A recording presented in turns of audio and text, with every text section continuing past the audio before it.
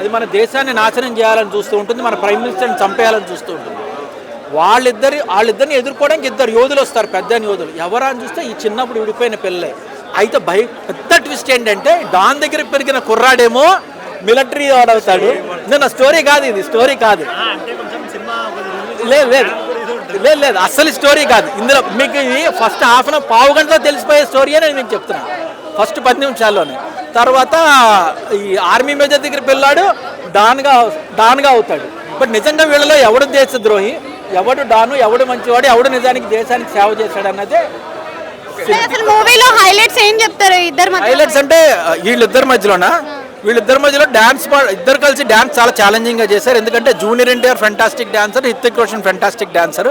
So వీళ్ళిద్దరు dance చాలా బాగా చేశారు. అంటే నేను ఒక న్యాచురల్గా తెలుగువాడిగా మన ఎన్టీఆర్ డామినేట్ చేసేస్తాడు అనుకున్నాను, కానీ హిత్విక్ రోషన్ కూడా ఈక్వల్గా చేశాడు, ఫెంటాస్టిక్గా చేశాడు.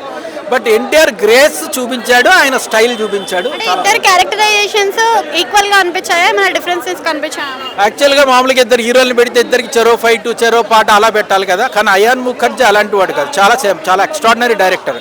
అతను రాసుకున్న స్క్రిప్ట్ ఎలా ఉందంటే ఇద్దరిని ఒక చోట ఒకటి హైలైట్ అయితే ఇంకోటి హైలైట్ అవుతూ కథలో కరెక్ట్గా ఇద్దరిని బ్యాలెన్స్ చేయగలిగాడు. బట్ ఎన్టీఆర్ క్యారెక్టర్ ఓవరాల్ ఎందుకు హైలైట్ అవుతుందంటే ఎన్టీఆర్ క్యారెక్టర్లో మల్టిపుల్ షేడ్స్ ఉన్నాయి, నెగటివ్ షేడ్స్ ఉన్నాయి, గ్రే షేడ్స్ ఉన్నాయి, ఒక ఎగోని, ఒక